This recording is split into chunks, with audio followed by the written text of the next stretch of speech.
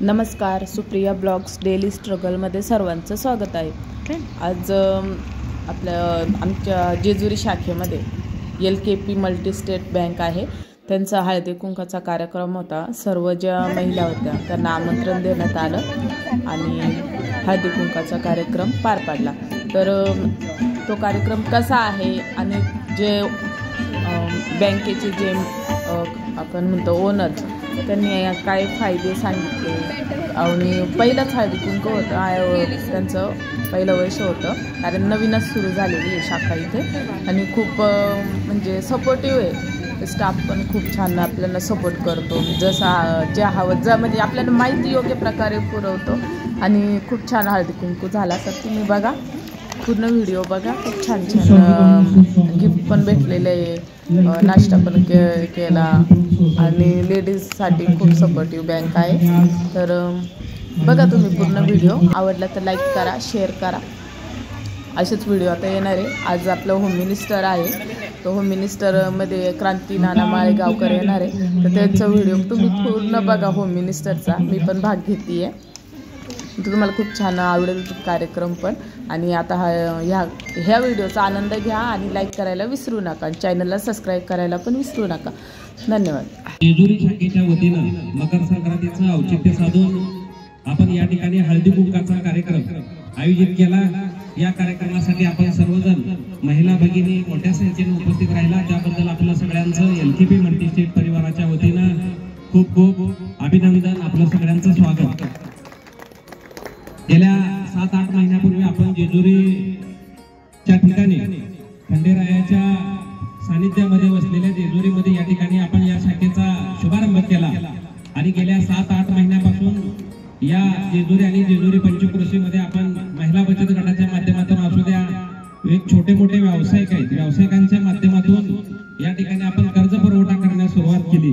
त्याचबरोबर गेल्या 3-4 महिन्यापासून आपण सोने तारण ही या शाखेला चालू केलं आणि गेल्या 7 ते 8 महिन्यामध्ये जवळजवळ आपण 150 ते 200 महिलांना साधारणतः या भागामधील कर्ज दिलं। त्याचबरोबर सोने तारणचे 100 ते 150 कस्टमर झाले आतापर्यंत। ठेवीच्या माध्यमातून आपण काही लोकांना जोडलं गेलो आणि गेली 7-8 महिन्यापासून आपण ज्या कस्टमरला सेवा दिली किंवा ज्या सभासद असतील, कर्जदार असतील, ठेवीदार असतील, यांच्याशी की आपल्याला एक काहीतरी मल्टीस्टेट कुठं आहे पण ज्यांची ठेव आहे, ज्यांचा शेअर्स आहे, त्यांच्या मिस्टरांनी येऊन या ठिकाणी खातं ओपन केलेलं असतं, एफडी केलेली असते, तर त्याही कस्टमरला किंवा सोने तारण असते आपलं, ती सुद्धा सगळी पुरुष मंडळी या ठिकाणी या बँकेमध्ये येत असतात। त्याकरता आपण सगळ्या महिला भगिनींना LKP मल्टीस्टेट कुठं आहे, या बँकेचं कार्य काय चालतं ही माहिती देण्यासाठी आपण या आज हळदी कुंकू कार्यक्रमाचं औचित्य साधून आपणा सर्वांना आम्ही विनंती केली। आमच्या विनंतीला मान देऊन आपण एवढ्या सगळ्या मोठ्या संख्येने उपस्थित राहिला। या बँकेबद्दल माहिती सांगत असताना ही LKP मल्टीस्टेट म्हणजे ह्याचं मराठीमध्ये नाव आहे लक्ष्मी कृपा प्रसन्न, म्हणजे हे लक्ष्मी बँक आहे।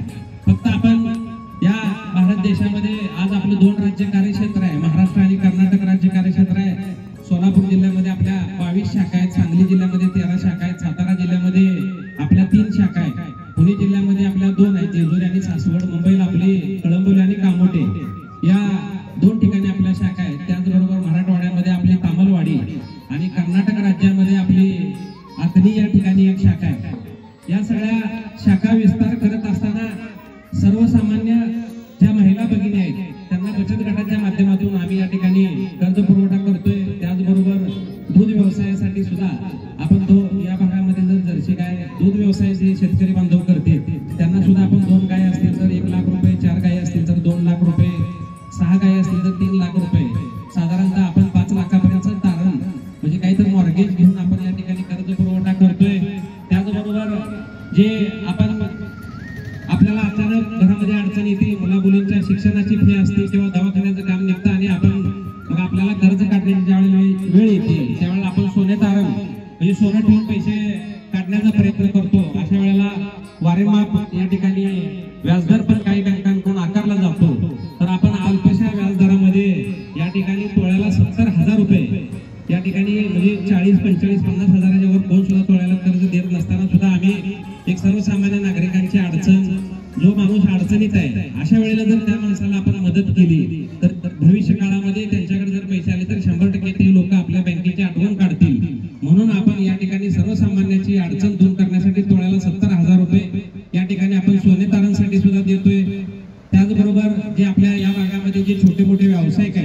जे नवीन उद्योजक तयार होण्यासाठी प्रयत्न करतात अशा नवउद्योजकांसाठी, त्याचबरोबर जे छोटे मोठे व्यावसायिक आहेत त्यांच्यासाठी सुद्धा 50,000, 1 लाख, 2 लाख, 5 लाखापर्यंत तारण कर्ज या संस्थेच्या वतीने देण्यात येते. त्याचबरोबर ठेवी संदर्भात जर बोलायचं झालं आपल्याला तर आपण 12 महिन्याकरता 12% व्याज देतोय ठेवीला. म्हणजे 1 लाख रुपये जर तुम्ही बँकेमध्ये ठेवलं तर महिन्याला तुम्हाला 1000 रुपये व्याज या ठिकाणी मिळणार आहे. त्याचबरोबर 100 दिवसाकरता आपण 10% व्याजदर देतोय. त्याचबरोबर आज या मकर संक्रांतीचा औचित्य साधून महिला मंडळी या ठिकाणी आपल्या मोठ्या संख्येने उपस्थित आहेत. त्यांना एक मला विनंती करायची आहे, आज आपण या महिला मेळाव्याच्या निमित्तानं आपण एक संकल्प केला पाहिजे की आपण जरी कर्ज काढत असलो तरी काही कर्ज काय कायमस्वरूपी आपल्या डोक्यावरती राहणार नाही. आपल्याला आज अडचण आहे म्हणून आपण कर्ज काढले, उद्या आपली परिस्थिती बदलणार आहे. परिस्थिती बदलत असताना इथं आज बघताय आपण सगळी छोटी छोटी बालकं आपल्या सोबत आले. या मुला मुलींच्या भवितव्यासाठी सुद्धा आपण काहीतरी छोटस, आज जर तुम्ही छोटी बचत केली ह्या मुला मुलींसाठी तर भविष्यामध्ये आज आपल्यावर जी वेळ आहे ती उद्या मुलांवर यायला नाही पाहिजे, त्यांचं शिक्षण अर्धवट राहिलं नाही पाहिजे. त्याकरता मी तुम्हाला एक योजना सांगणार आहे की आपण महिन्याला 1000 रुपये फक्त आरडी भरायचे आहे. 72 महिने म्हणजे 6 वर्षाचे आमचे 1000 रुपयाची आरडी आहे. 72 महिन्यामध्ये तुमचं भरून होते 72,000. आम्ही तुम्हाला 1 लाख रुपये देतोय. म्हणजे आता छोटीशी आता ही मुलगी आहे, समजा हिचं वय किती आहे, 5 वर्षाची मुलगी आहे. तिच्या नावावर जर तुम्ही आता 1000 रुपये भरायला चालू केलं, ती मुलगी ज्यावेळेला 11 वर्षाची होईल त्यावेळेला तिच्या नावावर 1 लाख रुपये भरून 72,000 तुमचं भरून होणार. बँक तुम्हाला 1 लाख रुपये देणार. ते जे 11व्या वर्षी जर 1 लाख रुपये तुम्ही परत 6 वर्षाकरता दाम दुप्पटला टाकलं ह्याच बँकेमध्ये तर 11 6 17 वर्षाची मुलगी झाली. 17 वर्षाची मुलगी झाली, तिच्या नावावर 2 लाख रुपये होते. 17 6 23 म्हणजे 22-23 वर्षाची ज्यावेळेला मुलगी होईल त्यावेळेला तिच्या नावावर 4 लाख रुपये होते. म्हणजे आजचा 1000 22व्या वर्षी 23व्या वर्षी मुलीच्या नावावर 4 लाख रुपये होते. त्यावेळेला तिला तुमचं वैद्यकीय शिक्षण घ्यायचं असू द्या, डी फार्मसी, बी फार्मसी किंवा तुमचे इंजिनिअरिंगला जर आज कोणत्याही शिक्षणाला जर तुम्हाला घालवायचं असलं तर 50,000 लाख रुपये साधारणतः वर्षाची फी आहे. 3-4 वर्षाचा जरी कोर्स करायचा म्हटलं तर तुम्हाला 4 लाख रुपये लागतील. त्यावेळेला आपल्याकडे 3-4 लाख रुपये असणार आहे नसणार आहे हे तुम्हालाच माहिती आहे त्याची. त्याकरता आज आपण छोटीशी बचत करायची, 1000 रुपये सांगितले. आणि आपण जरी मोलमजुरी करत असलो, दुसऱ्याच्या कामाला जात असलो किंवा आपल्या शेती व्यवसायातनं काय आपल्याकडे दूध व्यवसाय आहे, कुक्कुटपालन आहे, या व्यवसायातनं आपण 1000 रुपये फक्त आपल्या ह्या मुला मुलींच्या शिक्षणासाठी, तिच्या भवितव्यासाठी किंवा तिच्या लग्नासाठी किंवा तुम्हाला काय वर्षात 5 वर्षाला समजा 1 लाख रुपये झाले तर तुम्ही त्याचं काही दागिने छोटं मोठं घेऊ शकताय. म्हणजे आपली जी हौस असेल, बहुत मजा असेल आपल्या मुला मुलींच्या शिक्षणासाठी. अचानक आपल्यावर समजा कुठलं संकट आलं तर आपल्याकडे काही थोडं 2 रुपये आपल्याकडे साठलं पाहिजे. असं आपण 1-2 लाख साठवून काही बँकेत ठेवत नाही. आज इथे सगळ्या महिला भगिनी बचत गटाच्या आहेत. त्यांनी आपल्या डाव्या साईडला मागे उभे दिसल्या का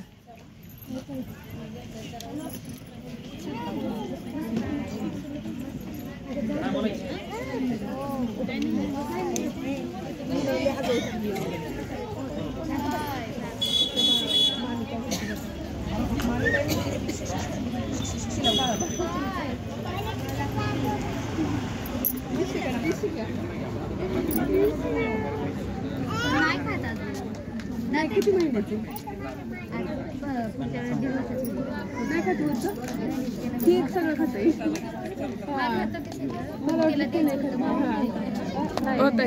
जरा थोडस व्हिडिओ काढा ना, ते हळदी कुंकू करायला येतील ना तेवढं माझं सगळ्यांची काढते मी, माझंच येणार तुम्ही सांगितलं ते नाही बघत तुझा फोटो काय म्हणते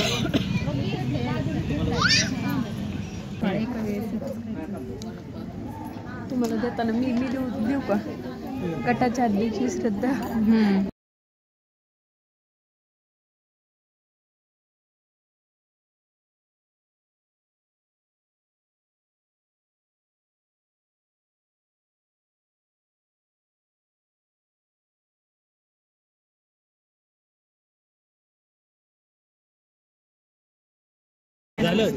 बॉक्स करून तुम्ही गेलतो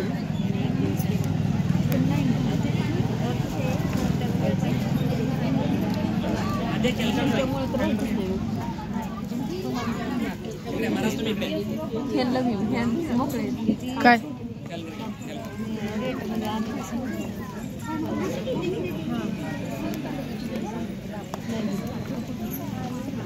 असते त्याच्याकडे म्हणलं काय आपली जाते